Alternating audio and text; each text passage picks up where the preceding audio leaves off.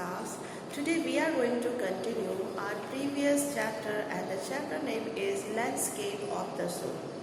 In last class I taught you up to paragraph number 3 and today we are going to continue today from 4th para. So let's read the chapter and try to understand.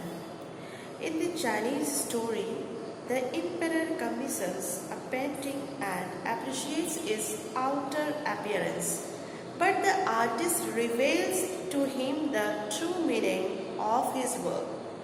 The emperor may rule over the territory he has conquered, but only the artist knows the way within. Let me show the way, the Tao, a word that means both the path or the method and the mysterious work of the universe. The painting is gone, but the artist has reached his goal beyond and material appearance. Like in this paragraph, the author is telling you that painting is all about the inner beauty. It is abstract concept that we can feel only. Okay, like you can feel love, hate, sympathy. Similarly, the beauty of painting, the beauty of landscape is inner one. That is abstract in nature. You know, in the Chinese story, when a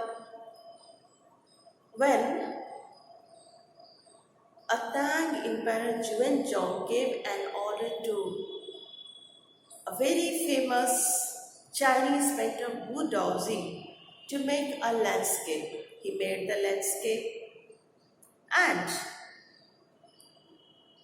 the emperor appreciated the outer beauty of the painting. He appreciated the beautiful forest, the flying birds, man on hilly path, everything he appreciated, whatever he saw there in that painting. But he couldn't see even the inner beauty, and that is why the painter Wu Daozi made a request to the king to see the inner beauty. The most beautiful part which he had painted was what? The cave. You know the story? When he clapped, the entrance of that cave opened, and as soon as Wu Daozi entered in that cave, suddenly the entrance closed and the king couldn't go inside. Alright, so in this way, the painter reached his goal. Actually, through this painting, Wu Daozi, who was a very famous Chinese painter, wanted to show his inner beauty of the painting to the king, to the emperor, because the emperor was unable to see that inner beauty, and the inner beauty was inside the cave. Here, the main aim of the painter is to reveal the inner beauty of his painting, and that is why he just achieved that thing. So the painter wants to convey that a painter can see the minute beauty also, but the emperor couldn't see. Like a painter can understand more deeply than the common people or the emperor, and that is why the emperor couldn't see the inner beauty which was inside the cave, but the painter reached there. You know, it's a very, it is very natural. In whatever field you are, you will be expert of that area. Suppose that if you are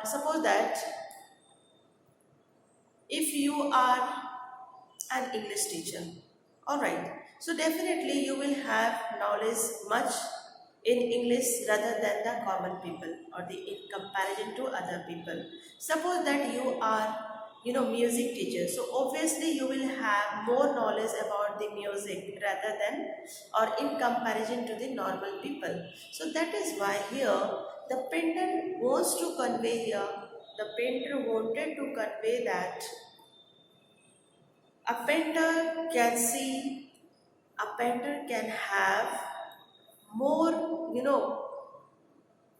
a painter can see the inner beauty of the painting, but the normal people cannot see the inner beauty. The ordinary person can see only the outer beauty, but the actual meaning of painting is the inner beauty.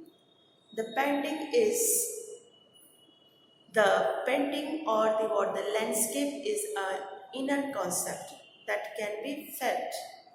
It is a kind of inner beauty. It is not all about the outer beauty only. So the further one line is given here. The emperor may rule over the territory he has conquered. Conquered means what? Won.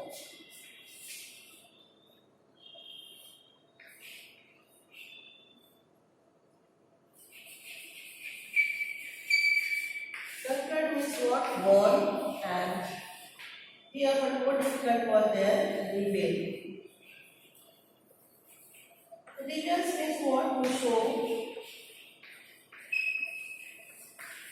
the hidden thing. Hidden thing. Through this challenge story, the painter wanted to show the king the hidden thing or the hidden beauty of the painting. Alright, that is why in support of this thing, this aspects, one line is given here. The emperor may rule over the territory he has conquered, but only the artist knows the way within it. That means here, yeah, of course, a king can or a king may be powerful in his territory that he has conquered, that he has won. That means in the area where or the kingdom is very much powerful. Yeah, it is natural that a king will be powerful in that area which he has won in the battle. But a painters, but the painters knows the inner beauty and mysterious work of that territory.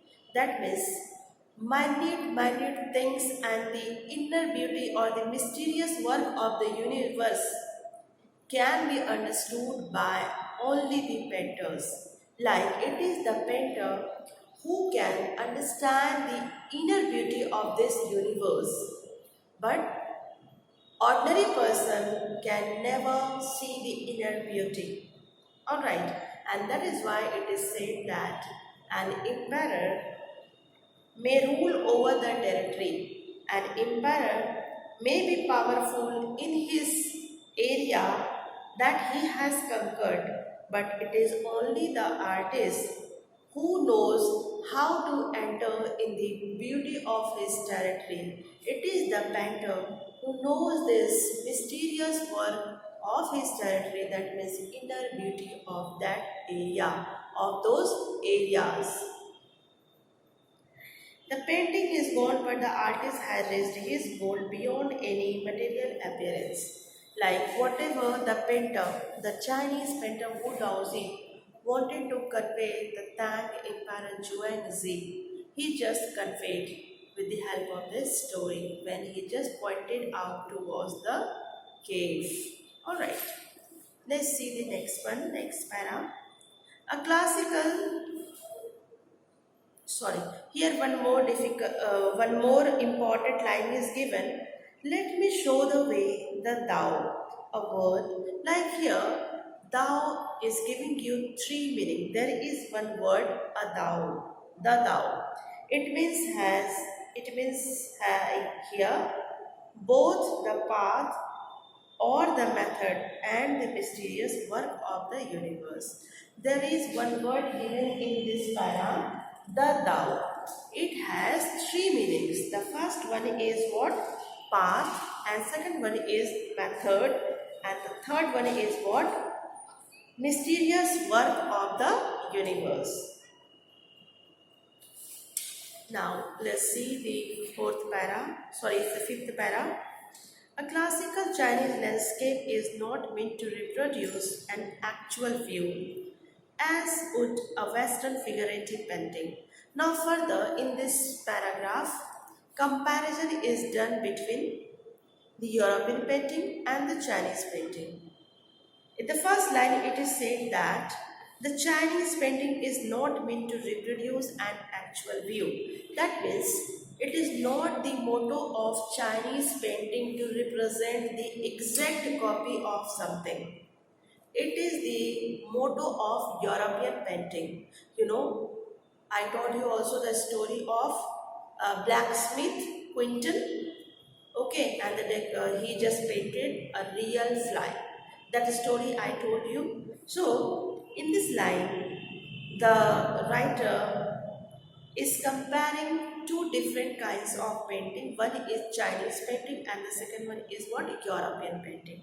So, she is telling here, a Chinese painting's main motto is to not to reproduce the actual view. Whose motto is this? Because the European painting's main motto is main aim is to reproduce what? The exact copy of the thing. Where the European painters wants you to borrow his eye and look at the particular landscape exactly as he saw it from the specific angle. Further, the second point is being spoken by the author that European painters want you to borrow his eye and look at the particular landscape exactly as he saw. Like in this line, the narrator wants to convey that European painters expect you to borrow his eye, like in the way in which the European painters is watching the landscape he is painting. In the same way, we have to see the beauty of that landscape. That is the fixed viewpoint. Alright, like you can understand here, suppose that it is the flowers. Suppose that it is what? The flower. Alright, so it is very clear that it is the flower. So the European painters will make such kind of painting in which you have to see as a painter see. Like according to the eye of the painter, you are supposed to see the beauty of the painting. But in Chinese painting, what they expect? But the Chinese painter doesn't choose a single viewpoint. Like here is the only single viewpoint. Alright. But in the Chinese painting, it is different from the European painting. Like European painters expect you to see the beauty of this painting as per the eyes of the European painters. But in Chinese painting, in the Chinese painting, the painters don't give you the exact copy, they give you many viewpoints. Like you can enter into the beauty of the painting from any viewpoint. Suppose that they also leave a blank space. Suppose that here they have made what mountain, alright, and here it is what water. So you can see the painting. You can start seeing the painting from here this way. You can start seeing the painting from this way. From where you want to see the beauty, you want to feel the beauty of the painting, you can enter. But in the European painting, they have only one viewpoint. Alright. His landscape is not real one and you can enter it from anyone. Further, the narrator is telling that European's painting is all about the exact view, exact what copy of something. But Chinese view has something different. Like in European painting, we do the real one. We try our best. The painters try their best to paint the real one, exact copy of anything. But in the Chinese painting, Artist creates a path for young eyes to travel from any viewpoint. Like you can see the beauty of the painting from any viewpoint. Alright. This is even more true in case of the horizontal scroll, in which the action of slowly opening one section of the painting, then rolling it up to move on the other adds dimension of the time, which is unknown in any other form of painting. So, in this Chinese painting, that means you can see the inner beauty of the painting from anywhere. Alright, you can enter to see the beauty of the painting from any viewpoint. You want to enter from this, also you can enter here. You can want to enter this side, also you can enter.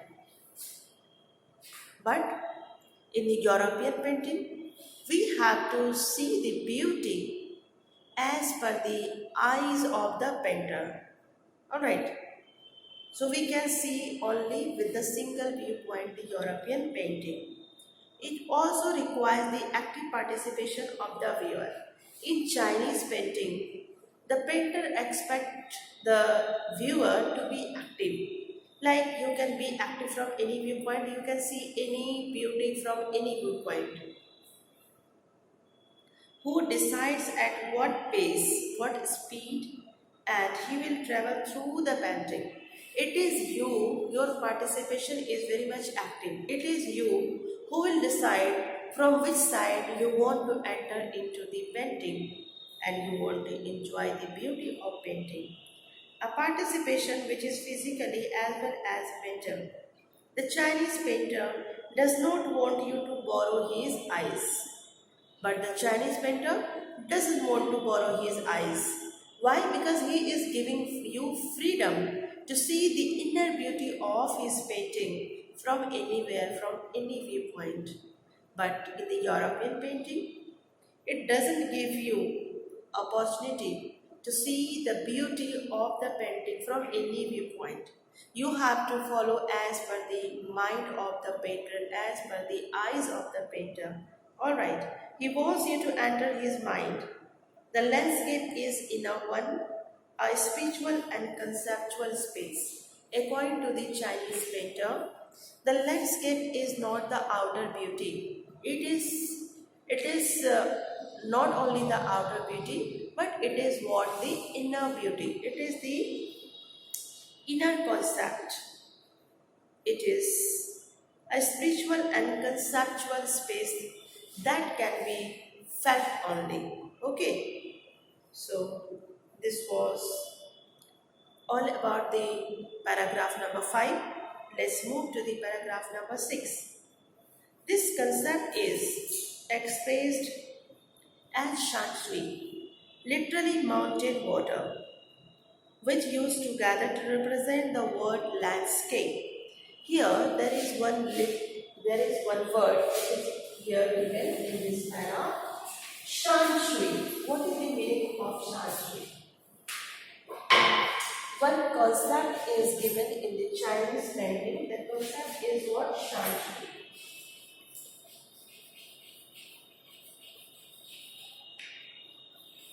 Shanshui. Shanshui means what? Literally meaning is what? Mountain water. Mountain water. Okay. One concept is given in Chinese painting, that is Shanshui. It means what? Mountain water, which is used together to represent the word landscape. In Chinese paintings, the meaning of landscape is what? Shanshui, which means what? Mountain water. More than two elements of an image. These represents two complementary poles reflecting the Taoist view of the universe. The mountain is yang reaching vertically. Actually, there is one philosophy of Taoism. Alright, there is one philosophy, it is the Chinese painting, According to the Chinese painter or the philosophy behind the creation of the universe, okay, two things are very, very important. So according to the Taoist view of universe, any creation can be done only by the interaction of two things and the third void things. How we will understand here.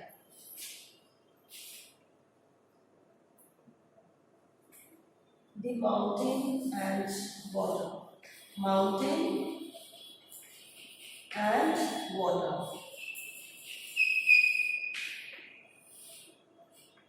Alright. Here you are getting what? The mountain and the water. So as you know that this is one map and you know very well here is what? North Pole and here is what? South Pole. Alright. So according to the philosophy of Taoism or the Taoist view of universe, there is one philosophy in the Chinese painting. The philosophy or the philosopher tells that in order to create something new, there should be two elements, and that is why the mountain is here one pole, like as we have here on the globe two poles, that is the north pole and the south pole. Alright, similarly here mountain is the first pole and here it is what the second pole. Alright, and because of this interaction of the two elements, okay, this universe is created. That means through this philosophy, the philosopher wants to convey that to create something new, interaction is very much important. Because of interaction of the mountain and the water, this universe is created. And further, the narrator is telling about the mountain is yang, and what is the yang is what? Yang represents here mountain. Yang. It is given a name yang. Yang is what? Mountain, and here water. Water means what here? Yin. That means there is two words is used, yang and yin. Yang represents what? Mountain, and yin is representing here what? Water. Alright. The mountain is yang, reaching vertically towards the heaven. So what happens? The mountain goes up. So that is why some characteristic is given about the yang. So yang, like yang is reflecting here what? The masculine aspects. Like it reaches towards the heaven, it is stable. The mountain is what? The yang is stable and warm and dry in the sun, while the water is yin. Water is given a name, that is yin. So what is the nature of yin? So it is horizontal and resting on the earth, fluid, moist and cool. These are the characteristics of yin. Yang active and masculine. Here the yang refers to the masculine aspect and the yin reflects the feminine aspects. And because of this masculine aspect and the feminine aspects, this universe is created. Course here, active and masculine, is of a course of fundamental notion of Taoism, and this is the concept of Taoism. This is the philosophy of Chinese painting. Alright, what is often overlooked is an essential third element, the middle void. There is also what? Middle void. What is the middle void? The middle void is what? The vacant place. Alright, where the interaction takes place. Here it is said that anything can be, like anything is created or creation is possible only in condition, like there is certain condition in which creation is possible. The first condition is what? there must be interaction between the two different elements. And the second condition is that there must be one void, that is the small vacant place. All right. So we can understand this void, and for that it is given here example. The middle void where the interaction takes place. So it is the place where the interaction takes place. So the void is very important for the creation. This can be compared with the yogic practice of pranayama. Like we can compare this void with the pranayama. With the help of the pranayama, we can understand this concept. What happens in the pranayama? We do what? Breathe in, retain and breathe out. There is 3 processes in the pranayama. Which one? What are those practice? Here, 3 things happen during the pranayama. Pranayama. What are those 3 things? What? We just breathe in. Breathe in. Okay? Then we just retain it. Retain it. And then here, what? Breathe out. Breathe out.